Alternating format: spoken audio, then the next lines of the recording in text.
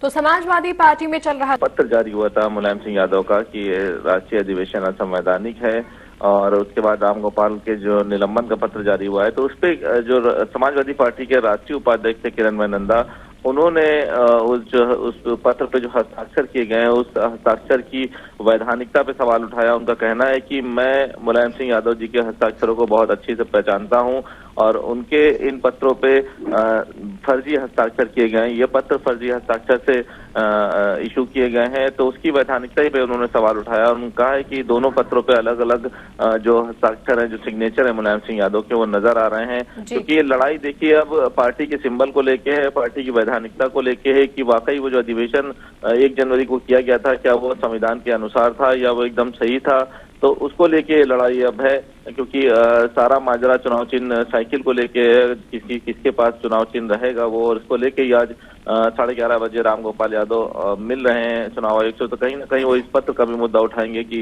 ये पत्र मुलायम सिंह यादव के जो जारी हुए हैं उसको फर्जी हस्ताक्षर से जारी किया गया है। तो कहीं ना कहीं उस अधिवेशन, जो राष्ट्रीय अधिवेशन हुआ, उसको वैधानिक साबित करने की ये लड़ाई है। और अगर वाकई ये फर्जी हस्ताक्षर है तो ये एक बहुत बड़ा मुद्दा होगा, और शायद अगर इन हस्ताक्षरों को फर्जी पाया जाता है तो चुनाव आयोग एक बड़ी कार्रवाई कर सकता है मुलायम सिंह यादव गुट के ऊपर। लेकिन अब्दुल अहद, जितनी लड़ाई सपा में इस वक्त है चुनाव से ठीक पहले, चुनावों पर ध्यान तो बहुत दूर की बात नजर आती है। कैसे सपा खुद को संभाल पाएगी इन सब परिस्थितियों को? अगर आप देखें तो जिस तरह का घमासान, हर दिन एक नया मामला सामने आ रहा है, कभी पार्टी से निकाले गए लोगों को लेकर, कभी पार्टी में एंट्री कर रहे लोगों को लेकर, चुनाव पर ध्यान कैसे जाएगा?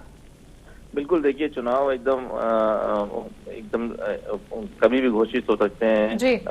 तो बिल्कुल समाजवादी पार्टी के लिए ये घड़ी कठिन समय है, क्योंकि इस समय, चुनाव के समय, जहां समाजवादी पार्टी को दूसरी पार्टियों से लड़ने की तैयारी करनी चाहिए थी, वो पार्टी के अंदर घमासान में अपने परिवार के विवाद में फंसे और अपने ही लोगों से इस वक्त लड़ रहे हैं।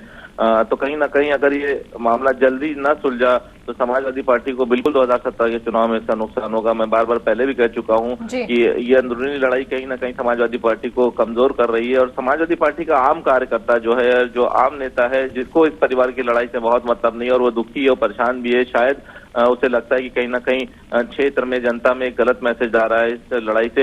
लेकिन क्योंकि ये वर्चस्व की लड़ाई है, कहीं ना कहीं अखिलेश यादव एकदम आर पार की लड़ाई में है, क्योंकि पिछले 6 महीनों से करीब ये अंदरूनी घमासान चल रहा है और अखिलेश ने कई बार उसको संभालने की कोशिश की। लेकिन जब अखिलेश यादव को लगा कि शायद ये लड़ाई या ये विवाद ऐसे नहीं थमेगा, तो उन्होंने फिर आर पार की लड़ाई का मूड बनाया और वो चाहते हैं कि पूरी तरीके से इसका कोई हल निकले। या तो समाजवादी पार्टी पे उनका ही पूरा वर्चस्व हो, साइकिल के चुनाव चिन्ह पे उनका अधिकार हो, तो उसी कोशिश में, उसी कानूनी लड़ाई में, उसी वर्चस्व के लड़ाई में है वो। और अगर वो नहीं होता है तो शायद अगर दूसरी पार्टी बनती है, दूसरा चुनाव चिन्ह मिलता है, तो फिर उस चुनाव चिन्ह पे अखिलेश यादव अपनी पूरी तैयारी के साथ 2017 के चुनाव में। बहुत बहुत शुक्रिया अब्दुल अहद तमाम जानकारी हम तक पहुंचाने के लिए। जिस तरह से इस वक्त सपा में घमासान मचा हुआ है, देखना ये रहेगा कि आखिर चुनावों से पहले ये जो गुत्थियां उलझती जा रही हैं उन्हें कैसे सुलझा पाती है सपा।